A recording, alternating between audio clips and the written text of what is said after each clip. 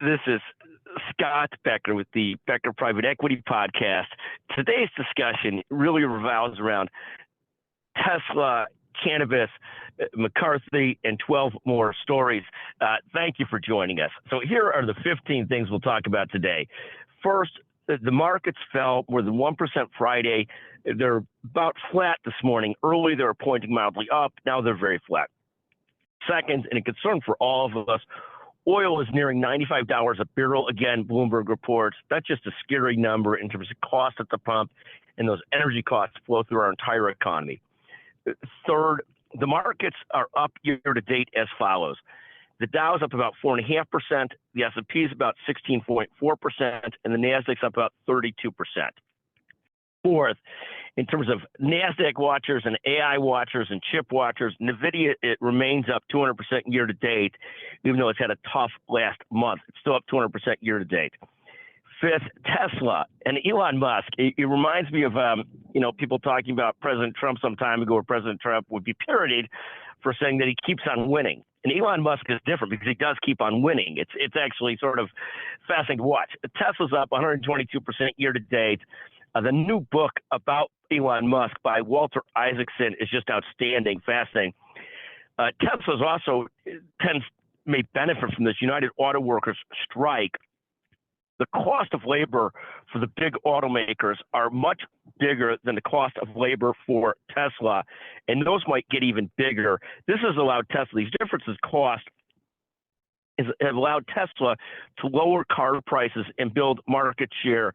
I mean, whether you like Elon Musk, hate Elon Musk, he's somewhat of a genius in the way he approaches things. People thought he was crazy for trying to reduce car prices. Now it looks like he's a winner in what he's doing. Sixth, cannabis stocks, after being down 70% for the last couple of years, are up about 10% year to date and mounting quite a turnaround. Seventh, Speaker of the House, McCarthy, there's a headline today, demands an 8% spending cut and a border wall to avert shutdown. And this is reported by Bloomberg. Here are my quick thoughts. I'm not anti-border at all, and I'm certainly pro-deficit reduction. Certainly the biggest fan. I believe that deficits kill, we say this often, debt kills families, nations, and companies. Now, tying these two issues together may be fodder for the right wing, but the craziness of this, of tying the deficit together with the immigration issue or the border issue, and the border issue should be separate from an immigration issue. I'll grant that 100%. I believe all countries need borders. The concept of no borders is insane. But the idea of tying these two issues together is so typical of Washington's problems of not just solving a problem. We know we've got to figure out the deficit issue. Tying it to the border issue seems to me is the height of insanity. It makes it harder and harder to make deals and get things done.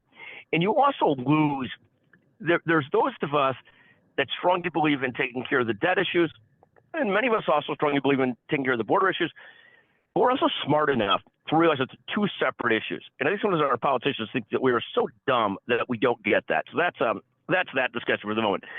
The eighth topic I'll talk about is, there's a great article today in Business Insider, and great is an unfair statement, but it's 5 common misconceptions about the U.S.'s $32 trillion debt mountain. And this goes to the point of trying to normalize debt, rationalize debt, or say it's not that big a problem. I disagree with this core premise, and I disagree with sort of this debt washing concept that we could live with too much debt. I think it's a bad idea. Ninth, we're inspired by speaking to a brilliant Loyola Law School class on Saturday. Thank you to the brilliant Priya Bethia. I'm also thankful to our McGuire Woods Healthcare Department Chair, Holly Buckley, who's brilliant times 3. Priya is as well. And then David Pivnik, valedictorian, is brilliant. Holly, to her credit, graduated from high school, literally 16 years old, went to college at 16. Fascinating personal and brilliant skills, as do Priya Bethia and David Pivnik.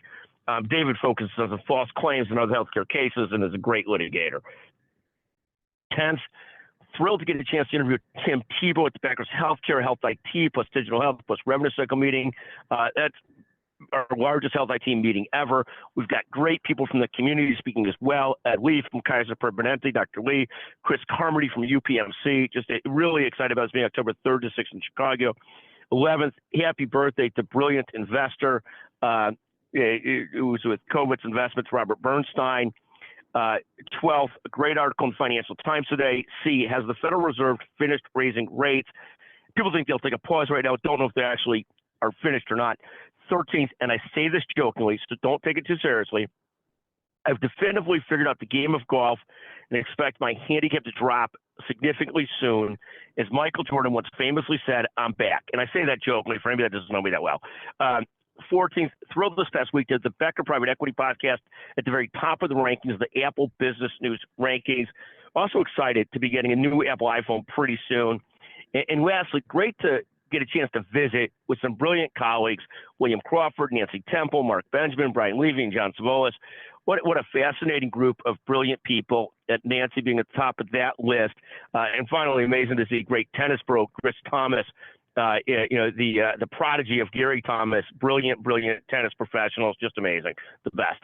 Thank you so much for listening to the Becker Private Equity Podcast. We'll be back at you tomorrow. Thank you so much for joining us.